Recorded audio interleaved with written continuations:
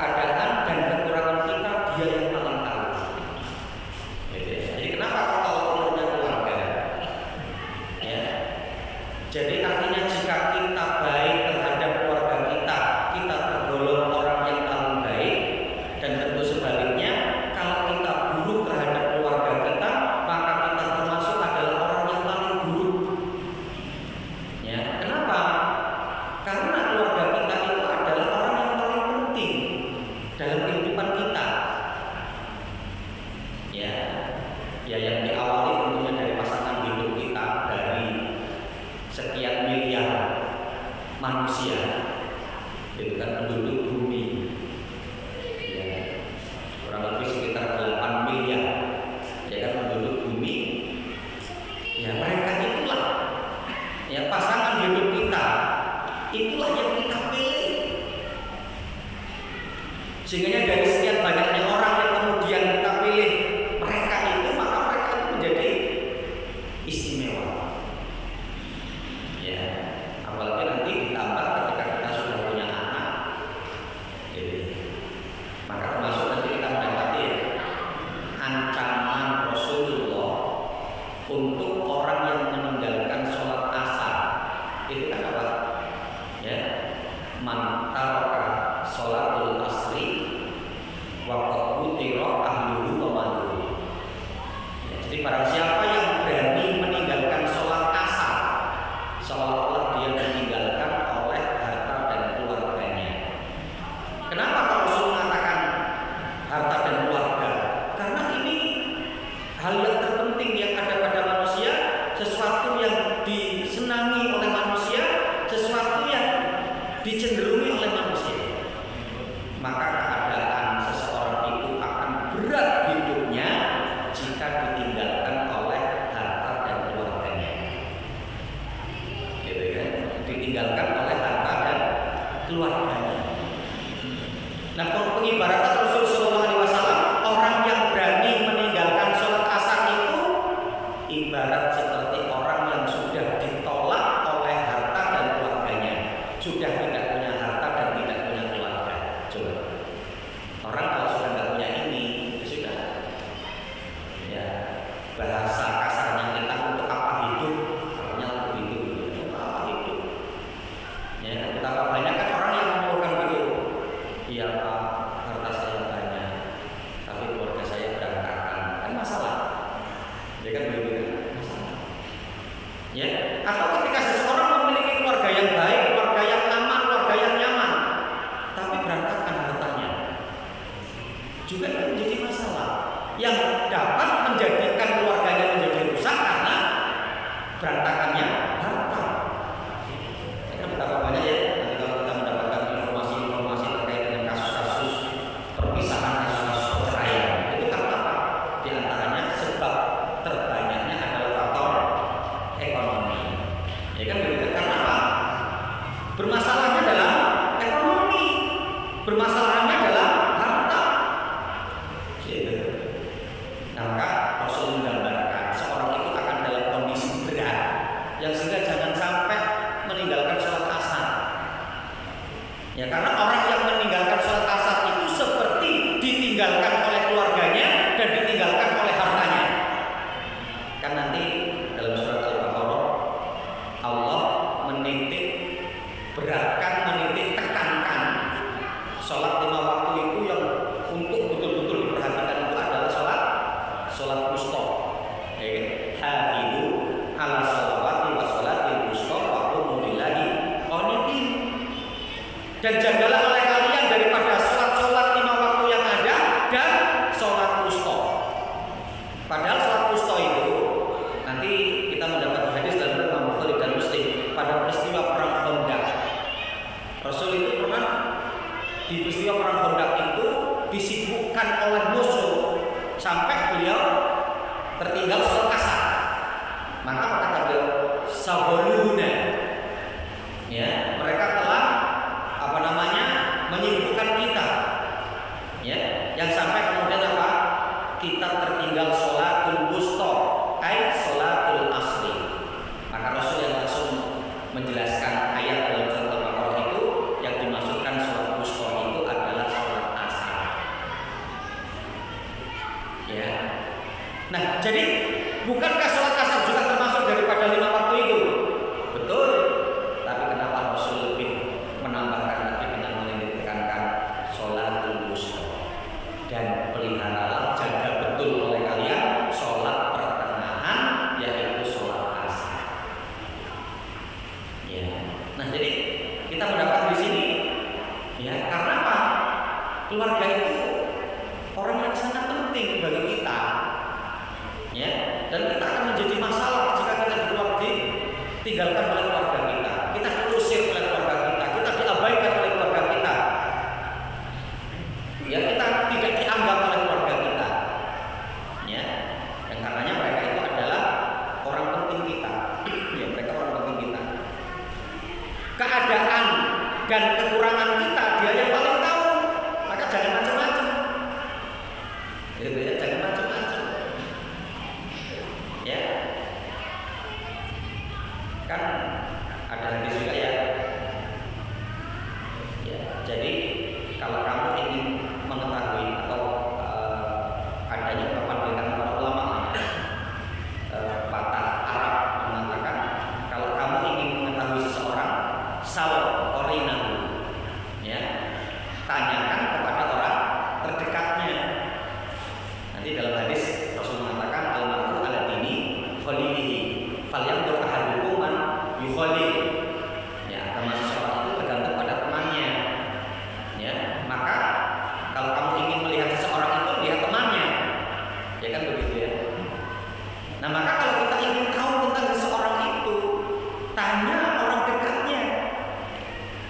Dan orang terdekatnya seseorang ketika sudah berumah tangga tidak ada lain kecuali istrinya. Yang berikutnya nanti mungkin anak-anaknya. Yang berikutnya nanti mungkin orang tuanya. Tadi kan begitu ya. Nah, maka artinya yang paling tahu tentang keadaan dan kondisi seseorang itu istrinya. Ya, maka jangan macam-macam. Karena kalau macam-macam istrinya nanti ngomong ke sana kemari tentang suami, nah udahlah. Ya, kalau ketika di luar itu kan seolah-olah gagah, seolah-olah hebat, seolah-olah keren, kan gitu kan? Ya, tapi ternyata istrinya yang paling ngerti, ya. Ya. Dan yang paling berat juga cobaannya itu ya kayak pengajian model seperti ini yang ketika istri diajak, wah, itu materinya ngomongnya, gitu kan? Tapi dalam hatinya kata istrinya kan gitu. Ya.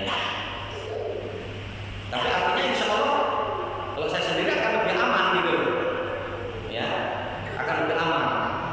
Ya, karena kadang saya itu berat kalau menyampaikan yang saya sendiri tidak di situ gitu, tidak dalam kondisi itu. Yang artinya ketika istri diajak biar lebih tahu sekalian kan gitu, ya kan? Ya, artinya untuk kita apakah memang kita beda dengan apa yang ada di lapangan yang kita bersama dengan dia kan? Gitu.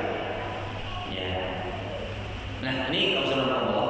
Jadi kenapa Pak keluarga kalau ukurnya kebaikan seseorang, mereka menjadi orang penting kita, keadaan dan kekurangan kita dia yang paling tahu. Ya. Kemudian yang kedua, keadaan mereka lemah secara fisik perlu diayomi, yang kuat bisa mengayomi yang lemah, ini istimewa. Ya, jadi kenapa Pak di situ kan domainnya jelas ya, khairukum. Kum itu kepada siapa? Kepada laki-laki kan. Sebaik-baik kalian wahai laki-laki adalah yang paling baik terhadap keluarganya. Ya. Jadi kenapa? Karena Anda itu memang kuat. Ya, Anda itu memang penguasa, laki-laki itu. Ya, sedangkan wanita yang akan menjadi pasanganmu itu diciptakan oleh Allah memang dengan penuh kelembutan, dengan kelemahan. Di mana Pak kamu itu untuk mengayomi. Ya, ketika kamu bisa untuk mengayomi dia, maka ini istimewa. Yang dalam kondisi apa? Kamu mau semena-mena dengan dia pun bisa. Mau kamu usir, mau kamu pukul, mau kamu dolimi terus, mau kamu nggak kasih makan, itu mungkin bisa-bisa saja. Tapi ketika kamu tidak berbuat seperti itu, maka kondisi kamu adalah kondisi yang istimewa. Dalam kondisi memiliki kekuasaan, memiliki kemampuan untuk berbuat buruk kepada seorang wanita, tapi ternyata tidak berbuat buruk, maka ini suatu keistimewaan. Ya, apalagi kemudian memosisikannya dengan benar, gitu ya. Kan adanya seorang pensakir Arab yang mengatakan, ketahuilah, ya, yang kita pahami, perempuan itu kan diciptakan dari tulang rusuk ya. Para pensakir Arab itu mengatakan apa? Ingat, istrimu itu bukan diciptakan diciptakan dari tulang kubur-kubur yang kemudian untuk kamu sanjung, kamu lulukan, kamu lebih-lebihkan, ya. Dan juga istrimu itu bukan diciptakan dari tulang kaki yang sehingga untuk kamu injek-injek, kamu dolimi, kamu sakiti. Tapi mereka mengatakan apa? Bukankah istrimu itu terciptakan dari tulang rusuk? Tulang rusuk itu dekat dengan hati, yang berarti untuk disayangi. Yang tulang rusuk itu dekat dengan tangan kita untuk dilindungi. Nah itu ya. Apalagi ketika adanya seorang laki-laki bisa berbuat seperti ini, luar biasa. Itu laki-laki yang istimewa, ya, bisa menyayangi karena dia sadar bahwa wanita itu diciptakan dari tulang rusuk. Tulang rusuk itu dekat dengan hati kita, maka wanita itu kehadirannya untuk kita sayangi, dan tulang rusuk itu dekat dengan tangan kita, yang dimana apa? Wanita itu untuk dilindungi. Kalau dua hal ini dilakukan oleh seorang laki-laki, amanah bagi seorang wanita, cukup bagi seorang wanita.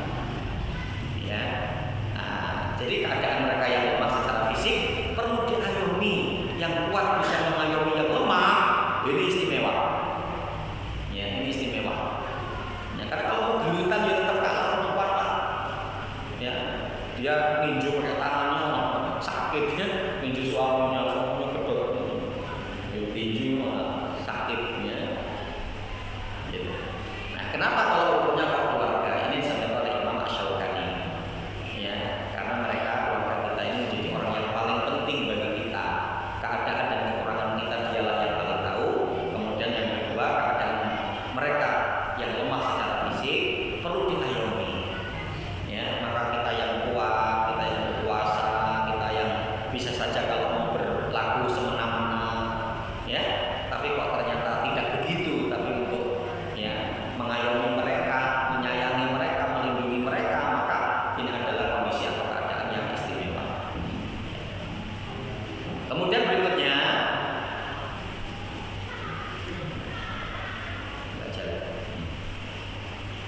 bagaimana caranya? Nah, ini konsep syariatnya. Bagaimana kita bisa mengupayakan agar kita ini termasuk yang mengupayakan diri itu menjadi khairukum, sebaik-baik kalian. Ya, seperti apa yang bisa kita lakukan untuk keluarga kita? Ya, yang pertama ada 4 hal. Yang pertama, menyayangi dan mengasihi. Ya, menyayangi dan mengasihi. Imam Al-Mubarakfuri saat menerangkan hadis ini, ya, tersebut dalam kitab Tuhfatul Ahwadi mengatakan, jadi beliau ini Syekh Mubarakfuri ini pensyarah kitab Imam Tirmidzi, ya, Sunan Tirmidzi, ya, yang disebut dengan Tuhfatul Ahwadi. Ya. Mereka para wanita adalah orang yang harus dirahmati, artinya dikasihi, lantaran kelemahan daripada fisik mereka. Ya, tadi hanya mungkin misalnya nangis, ya.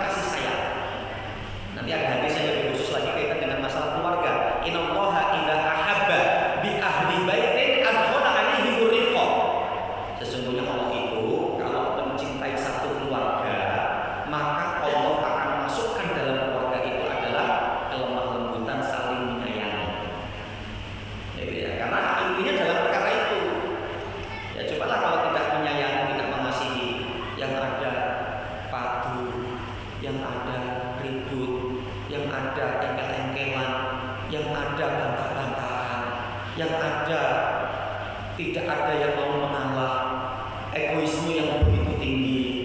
Ini berat dalam kehidupan rumah tangga ketika terjadi seperti ini. Tapi apa kata Rasulullah? Allah itu kalau mencintai satu keluarga, Allah akan masukkan dalam kelembutan kepada mereka. Satu keistimewaan jika suami menyayangi istrinya, jika istri kemudian menyayangi suaminya, maka ini adalah keluarga yang dipilih oleh Allah. Ya. Dan itu adalah keluarga yang dicintai oleh Allah. Innallaha idza ahabba bi ahli baitin. Sesungguhnya Allah kalau mencintai satu keluarga. Jadi kalau satu keluarga itu ternyata terbangun kasih sayang, saling mencintai, saling menyayangi di antara mereka, berarti keluarga itu adalah keluarga yang disayangi dan dicintai oleh Allah Subhanahu wa taala. Ya.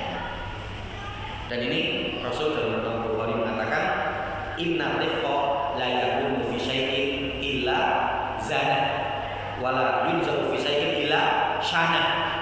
Ya, Rasul mengatakan sesungguhnya kalau kelembutan, ya, tidaklah ketika terjadi di sesuatu pasti sesuatu itu akan menjadi berat, masih akan menjadi berbobot, gitu ya. Wala yunzahu fi syai'in illa syana.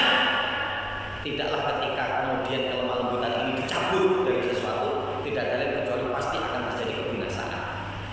Maka apa? Tetap apapun bentuknya, keluarga atau kemudian lembaga, ya, atau apapun lah organisasi, kalau ada kelemah lembutan akan baik. Tapi kalau saling kasar, saling ingin menang sendiri, tidak mau dikalahkan, pendapatnya harus diambil, wah ini kacau, ya kan begitu ya. Ini akan terjadi kekacauan. Jadi Rasul sudah mengatakan seperti itu. Ya. Dan dalam surat Al-Imran ayat 159 Allah mengatakan fabima rahmatin minallahi linta lahu walaupun tafadhul ghalidul qalbi lam faddu min hawli. Dan di antara bentuk rahmat Allah, Allah jadikan hati kalian itu menjadi lembut. Karena kalau hati kalian keras, pasti orang-orang yang ada di sekitarmu itu akan kabur darimu. Ya. Insyaallah kalau kita nggak datang beberapa hari karena ada keperluan, istri kangen, anak-anak kangen, itu luar biasa istimewa. Ya, yang akan menjadi masalah kalau ketika kita pergi kok dia senang. Nah ini, alhamdulillah gitu ya. Kita pergi tidak pernah ditanyain, gitu kan? Ya malah ketika ngabarin dek, ini kita lagi mau pulang, lo kok cepet amat mau masuk? Berarti memang nggak menghendaki kalau kita pulang, gitu. Dia itu nyaman kalau nggak ada kita. Anak-anak itu nyaman kalau nggak ada kita. Tapi kalau ternyata anak itu merindukan kita, itu satu istimewa. Istri itu ketika kita berapa hari di luar kemudian tidak pulang, nanyakan terus kapan kita pulang. Nah itu luar biasa. Gitu ya. Nah, jadi kalau hati yang keras itu lamfaddu min hauli, orang di sekitar kita itu pasti akan kabur, nggak seneng kita berada di dekatnya. Bagi wanita secara fitrahnya dia lembut karena pada diri mereka terdapat rahim. Ya, jadi lemah wanita itu. Wanita itu lembut, ya. Maka untuk dilembuti. Ya, kenapa di antaranya bentuk kelembutan mereka? Karena pada diri mereka itu terdapat rahim. Makanya kadang kesabarannya itu luar biasa daripada kesabaran kita. Ya, makanya banyaknya para pendidik TK, PAUD itu siapa? Perempuan. Karena sabarnya luar biasa, kasih sayangnya luar biasa. Pada diri mereka terdapat rahim. Yang kita ini laki-laki nggak punya rahim. Maka kan gampang aja, nyobi, gampang saja bewer, gampang saja nyepah, gampang saja ngeplak mungkin gitu ya. Makanya coba kalau guru-guru PAUD itu para laki-laki yang gagah-gagah, wah hancur itu, bapak belum pelan-pelan itu, ya kan? Le, sini, baris, wah asal belok sana belok sini, le sini, sampai 3 kali nggak digubris. Waduh, udah ngerti ya. Anak-anak jadi apa gitu ya? Padahal kalau perempuan, masya Allah sudah yang keempat, sudah yang kelima, masih ya Allah, gitu ya. Jangan mainan ini ya Allah, ini kotor. Ya Allah, padahal sudah panggilan yang ke-7, gitu kan? Nah, itulah karena adanya rahim pada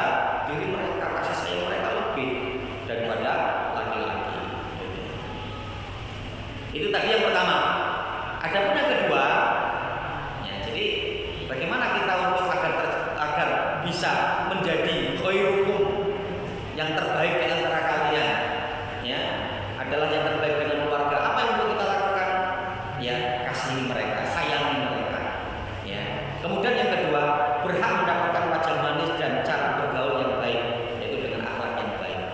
Ya, jadi apa? Pergauli mereka dengan cara yang baik, dengan akhlak yang baik, dengan wajah yang manis.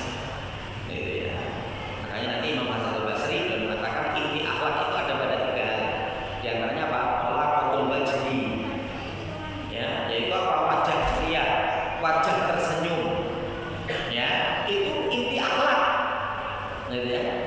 Imam Asy-Syaukani menjelaskan makna hadis tersebut dengan menyatakan dalam hadis ini, maksudnya hadis tadi khairukum khairukum li ahlikum wa ana khairukum li ahli. Dalam hadis ini tersimpan catatan penting bahwa orang yang paling tinggi derajatnya dan kebaikan, ya, dalam kebaikan dan paling berhak meraih sifat tersebut ialah orang yang paling baik perilakunya kepada keluarganya, sebab keluarga mereka itu merupakan orang yang paling berhak dengan wajah manis dan cara bergaul yang baik. Ya. Jadi ya apa ya? Sedekah ketika kita tidak punya harta kan dengan senyum ya. Ya, la tahqiranna minal ma'rufi ya syai'a walau antal qa'aqa biwajhin thaliqin. Jangan pernah kamu meremehkan kebaikan sekecil apapun meskipun hanya dengan ketika bermuka sering atau berseri-seri menampilkan muka ketika bertemu dengan orang lain. Bertemu dengan orang lain saja kita untuk bermuka seri-seri, apalagi ketika kita bertemu dengan keluarga kita. Ya. Dan kita pun bersosial, kita ini apa bergaul, gitu kan, dengan teman kita, dengan tetangga kita, dengan rekan kerja kita, dengan karyawan kita, dengan bos kita, gitu ya. Dengan mereka saja kita bergaul dengan baik. Tentunya yang paling berhak untuk mendapatkan ya pergaulan yang paling baik dari kita, ya yang paling berhak untuk mendapatkan itu tidak ada lain kecuali adalah keluarga kita, istri dan anak-anak kita. Jadi kalau kita bisa berbuat baik di luar, tentunya terhadap keluarga kita harus bisa lebih berbuat baik. Kalau kita bisa bergaul dengan baik di luar, maka terhadap atau dengan istri dan anak-anak kita, seyogyanya kita harus lebih bisa untuk bergaul baik dengan mereka. Ya, jangan sampai kalau sama temannya ya bisa bergaulnya dengan baik, ngomong bisa lama, ngobrol bisa lama. Kalau sama istrinya nggak bisa. Jangan sampai begitu. Gitu ya. Kalau sama teman-temannya, masya Allah royalnya luar biasa. Kalau sama keluarganya, sama istrinya, sama anak-anaknya, pelitnya. Naudzubillah min dzalik. Ya, masya Allah. Kadang-kadang kan gitu. Ya, temannya nggak punya pancing, dibeliin pancing. Ya, istrinya ya, butuh panci, yo pancinya nggak dibelikan. Ya, kalau temannya butuh pancing, dibelikan pancing, masya Allah. Gitu ya. Mau main futsal, temannya nggak punya sepatu, ya dibeliin sepatu. Ya, teman-temannya pada sokongan, yo ikut sokongan. Nah, Rasulullah yang kedua kita mendapati hadis Rasulullah ya, akmalul mu'minina imanan ahsanuhum khuluqan wa khiyarukum khiyarukum li nisaihi. Ya, jadi seorang mukmin itu yang sempurna imannya adalah ahsanuhum khuluqan. Siapa di antara kalian yang memiliki akhlak yang paling baik? Ya, wa khiyarukum khiyarukum li nisaihi. Dan yang paling baik di antara kalian adalah yang paling baik terhadap istrinya. Ya, rawahu Tirmidzi wa ghairuhu, diriwayatkan oleh Imam Tirmidzi dan yang selainnya. Nah, jadi itu menampakkan akhlak yang baik. Ya, nanti kalau Syekh Sulaiman Ar-Rahili mencontohkan gitu ya, akhlak baik Rasulullah itu yang dimana Rasulullah itu ya bercanda di dalam keluarganya. Itu beliau menceritakan pada peristiwa ketika peperangan. Ya, ketika peperangan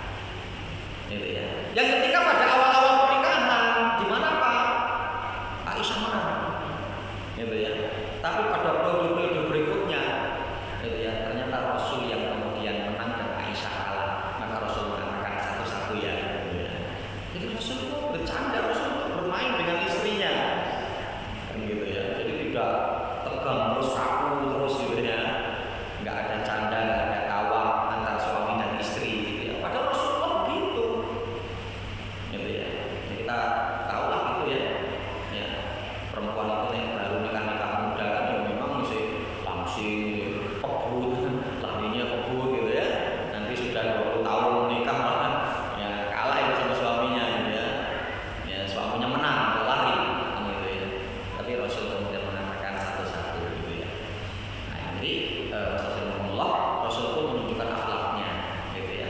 Jadi tidak kemudian terbang terus ya, meskipun ketika masih kondisi konflik di Palestina itu jangan dibawa ke rumah juga, gitu ya. Ya, terbang juga gitu ya. Pokoknya belum aman ini kalau Palestina belum bebas. Ya itu di Palestina sana, di rumah kita yang beda. Yang harus ditanamkan adalah dingin, adem, ayomi, gitu kan, bersahabat. Gitu. Nah ini urgensi akhlak yang baik. Ya, tadi kan berkaitan dengan masalah akhlak ada 3 hal. Yang pertama, akhlak yang baik merupakan konsekuensi iman yang benar. Jadi nanti kalau ukurnya begitu, karenanya diantaranya iman itu kan tidak bisa diukur ya.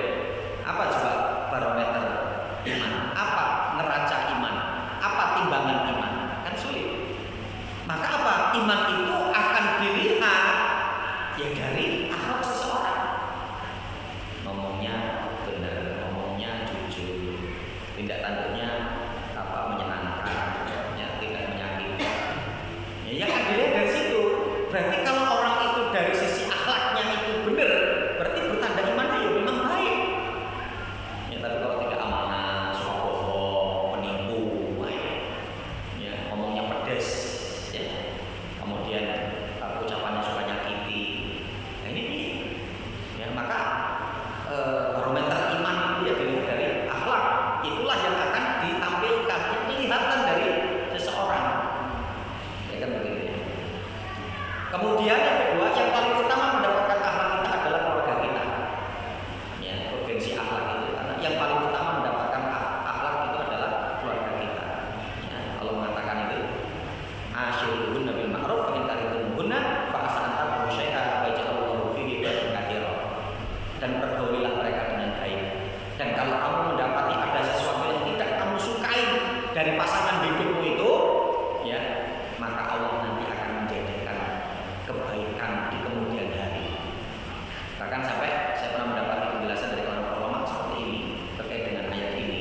Jadi apa? Kalaupun kamu mendapati pasangan hidupmu buruk, pasangan hidupmu jelek, ya, itu saking apa? Pertahankan keluargamu. Ya, karena apa? Yang dimaksudkan nanti wa yaj'alu fihi khairan katsiran itu mudah-mudahan dari anaknya dia. Gitu ya. Kalau ternyata Anda mendapati istri yang tidak baik, istri yang kurang baik, istri yang tidak benar, sabarlah. Wa yaj'alu fihi khairan katsiran. Itu apa?